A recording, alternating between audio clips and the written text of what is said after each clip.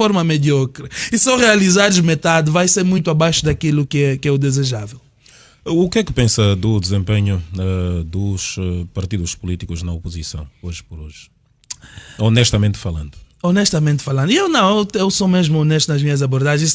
Tem custado alguns ataques de lesa a lesa. Aliás, hoje em Angola é assim, essa extrema intolerância que existe. Se você falar bem do regime, amanhã os cortes. Aliás, vão ver já os cortes dessa entrevista, uns a falarem bem, outros a falarem mal, que se uns te elogiam, aliás, não dá para... E o bom é que estamos em direto. Sim, não dá para agradar a gregos e troianos. Na vida é sempre assim, se agradares um lado, desagradas o outro. Honestamente falando, e que a verticalidade é aquilo que me caracteriza, eu sinto que em 2022 nós tivemos, perdão, em 92 eu era mais novo, então não posso falar muito sobre 92, mas desde 2008 que eu acompanho os vários momentos políticos do país, em 2022 nós tivemos o melhor momento político da oposição no país. Como assim? O momento em que a oposição esteve mais perto de ser governo. E aqui eu digo a oposição, não vou especificar só a UNITA, porque foi uma FPU que seguiu, não é?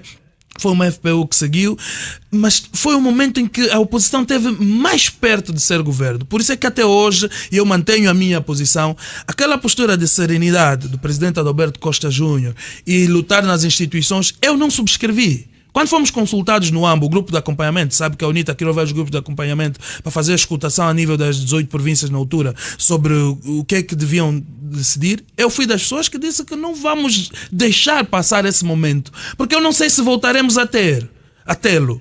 E mas deixamos isso passar. Seria o quê? Estudar outras vias. Sim, estudar outras vias. Que vias seriam essas? Menos violenta. Claro, nós não somos a favor de violência de forma alguma. Aliás, sempre se reparar, a violência é sempre de quem governa para os governados. O sentido contrário, o sentido inverso, dificilmente, não vou dizer nunca, mas dificilmente. Quantas vezes saiu um polícia ferido de uma manifestação por conta da atuação da sociedade civil dos manifestantes? Conta seus dedos se exista. A violência é sempre do topo para baixo e nunca de baixo para cima. Então nós nunca optamos por caminhos violentos para impor a vontade popular. Mas eu, na altura, defendia que podíamos sentar e estudar outras formas de aproveitar aquele momento político que não fosse por via da serenidade, porque vai haver banho de sangue. Se o jornalista, Carlos, se você reparou, o discurso de guerra é mais propalado pelo próprio MPLA do que com os das forças opositoras ao MPLA, quer por forças políticas ou sociedade civil. Por quê?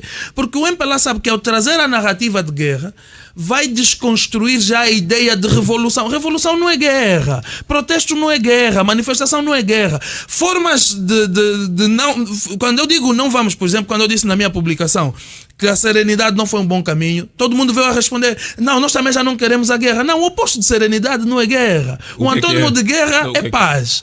E se nós não estamos a falar de paz, não estamos a falar de guerra, obviamente. Serenidade quer dizer que a pessoa tem que ter outra forma, mas, e quando eu digo aqui outras formas, eu vou pedir desculpas, mas há detalhes das estratégias que eu não posso revelar aos microfones, mas nós podíamos, sim senhor, sentar naquela altura, porque a sociedade civil estava de braços dados com as forças na oposição, podíamos sentar e estudar, pelo menos, a possibilidade de outros caminhos para pressionarmos, porque o MPLA estava muito fragilizado naquela altura, muito fragilizado. Aliás, quem perde Luanda, a maior praça política que o país tem, mostra o ponto de fragilidade a que o partido da situação havia chegado. E nós deixamos passar essa fase. Agora, hoje por hoje, o MPLA vai já para uma guerra avisada. Tem vários mecanismos. E olha só, pelo menos, para a lei eleitoral ora aprovada. É pior do que a que usamos em 2022. Se em 2022 nos permitia ter acesso às atas, e nós, a nível do Movimento Cívico Mudei, tivemos acesso a tantas atas, até os serviços de informação e segurança de Estado entrarem no cenário e começarem a baralhar aquilo tudo, mas as primeiras atas eram fidedignas e nós tivemos acesso a isso. Começamos com a contagem paralela. Hoje, 2027, nas eleições de 2026, nós já não vamos ter essa fixação das atas nas assembleias de voto. E eles descaradamente vêm a defender que não há necessidade, é redundância de trabalho, mas eu costumo dizer, uma coisa que se amarra duas vezes é que está seguro. Se é possível ter redundância, mas o fim é dar transparência, por que é que não se redunda o trabalho e garantir ao cidadão transparência? votou, sentou, que foi um ganho em 2022. Hoje já não vai ser possível. Ninguém vai conseguir fiscalizar porque vai ter que estar a tantos metros das assembleias de voto.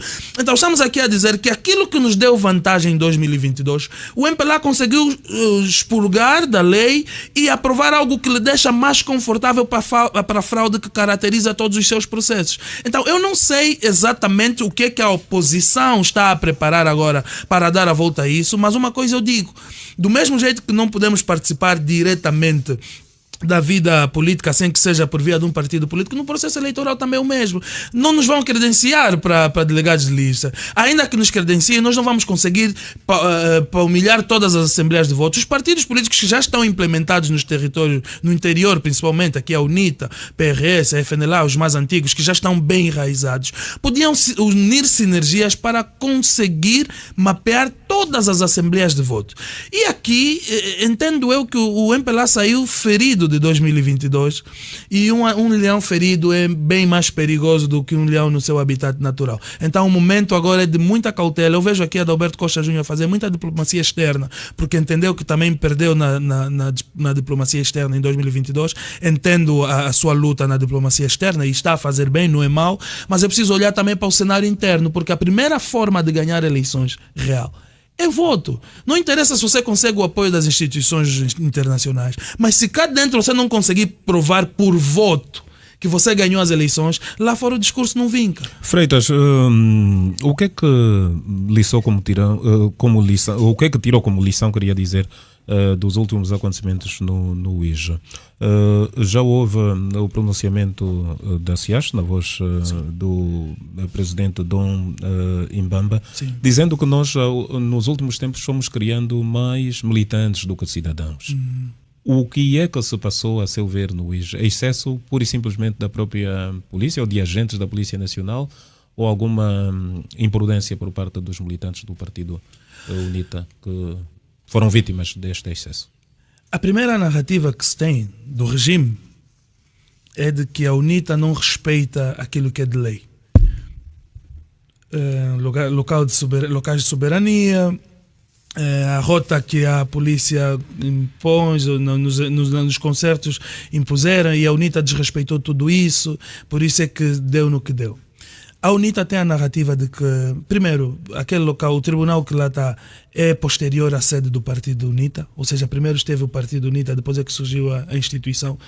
Segundo, a UNITA defende uma teoria, e eu ouvi na voz de uma voz autorizada, para o pleonasmo, de que o MPLA muitas vezes traça esse tipo de estratégia para te pressionar a tomares uma atitude. E essa narrativa, ele cria essa narrativa muito mais para lá fora, para continuar a vincular a UNITA como aquele partido intolerante, que gosta de confusão, etc. Então, a forma como você reage é o objetivo desse tipo de provocação. Não é muito a provocação em si, mas a reação após a provocação. Por isso é que dizem, essa é uma narrativa deles, de que a maior parte das vezes que isso tem sucedido, a opção dos dirigentes da UNITA é sempre manter a calma, manter a tranquilidade. Agora, falo eu, Geo de Freitas. Sim, a sua opinião sobre os acontecimentos. Sim, Angola é de todos nós. Nós todos somos angolanos. Não há angolano de primeira, de segunda, de terceira, por ser do partido ABC. Nós não podemos aceitar que um grupo, um pequeno grupo, digo um pequeno grupo, porque o total de militantes do MPLA talvez vai a 5 milhões. Para 40 faltam 35 milhões de angolanos. Então estou a dizer que um pequeno grupo tenha o sentimento de pertença desse território. Nós não podemos aceitar. E pior do que isso, instrumentaliza as instituições públicas para fazer a sua vontade. A Polícia Nacional tem que começar a se fazer respeitar.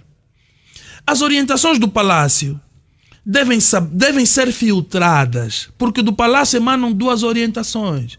Emana a orientação do Presidente da República, chefe de Estado, emana a orientação do Presidente do partido político, porque é a mesma pessoa. Quando se recebe uma orientação do Palácio, é preciso filtrá-la. Quem falou é o Presidente da República ou é o Presidente do partido MPLA? E assim em cadeia. Quando emana uma orientação do Palácio Provincial, A polícia tem que ter a capacidade de filtrar.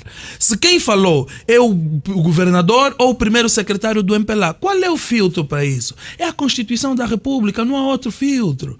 Se a orientação é constitucional, é o chefe de Estado, é o governador que falou. Se a orientação não é constitucional, é o presidente do partido, é o primeiro secretário que falou. E a polícia não tem obrigatoriedade nenhuma de absorver uma orientação do primeiro secretário ou do presidente do partido MPLA. Mas isso não tem acontecido.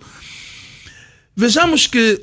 Acha que tudo se resume a ordens superiores? Obviamente. E ou aqui... algum excesso de zelo dos agentes no terreno? Não, nunca há excesso de zelo dos agentes do terreno. Se é uma coisa que a polícia tem e bem, é acatar ordens.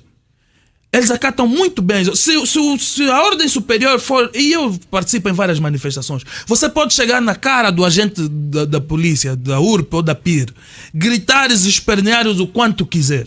Enquanto não emanar do delegado provincial ou do seu superior a ordem para partirem por cima do cidadão, o polícia nunca levanta um porrete para si. Eles observam, e até porque a maior parte dessas pessoas que estão na polícia hoje vieram das Forças Armadas e têm uma orientação castrense muito vertical à sua chefia superior. Então, quem é o delegado provincial? É membro do governo, infelizmente. E nós tivemos um barulho no Ambo uma vez em que a governadora Lotino Lica saiu e deixou o delegado provincial, na altura o Ribas da Silva, que está agora aqui, deixou o Ribas da Silva a governar a província. E numa altura que nós fazíamos várias manifestações, nós vemos, estás a ver, esse nosso desenho constitucional que faz com que o comandante da polícia hoje esteja nas vestes do governador provincial, e quando eu quiser fazer uma manifestação, quem me vai impedir? É o comandante ou o governador provincial? Então são essas coisas que a Constituição precisa prever e depois fazer jus ao discurso do próprio Presidente da República, de que as ordens superiores têm que ter rosto. O problema é que no caso do IGE, até hoje, especula-se, mas ninguém consegue apontar o dedo direto a quem deu a ordem para que aquele tumulto se desse. Só dou graças a Deus porque não houveram vítimas mortais. Mas contam-se mais de 40 feridos. Sim, é por isso que eu ia dizer que só dou graças a Deus porque não houveram vítimas mortais. Mas vimos pessoas disparadas nas pernas, a serem tiradas esferas das caçadeiras nas pernas, cabeças abertas.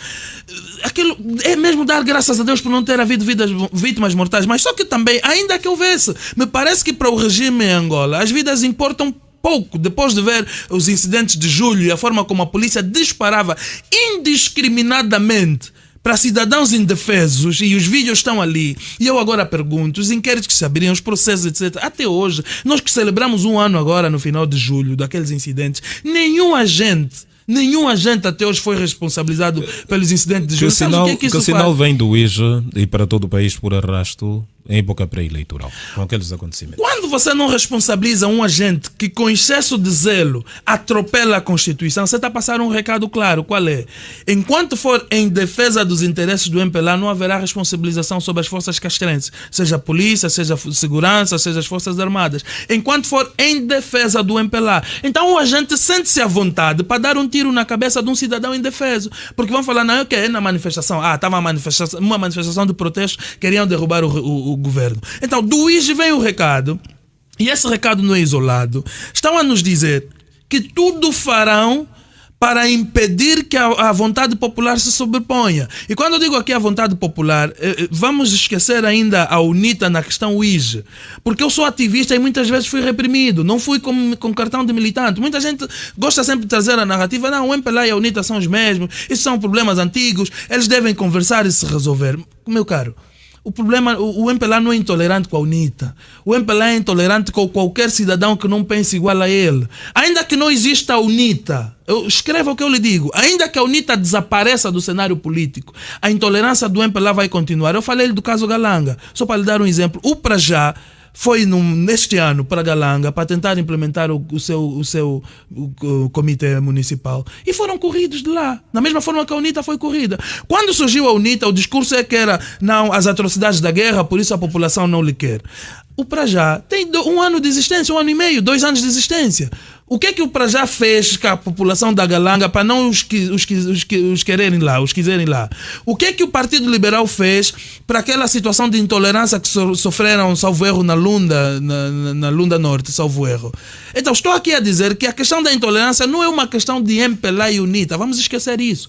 O MPLA é intolerante com qualquer situação ou indivíduo ou força política que pense contrário a si. Então, é sobre o MPLA que nós temos que direcionar a nossa atenção e mostrar-lhe que Angola, termino como comecei, Angola não pertence a um grupo de indivíduos. Angola é de todos nós. E nós somos livres para fazermos o que quisermos no nosso país, desde que a gente respeite a Constituição e a lei.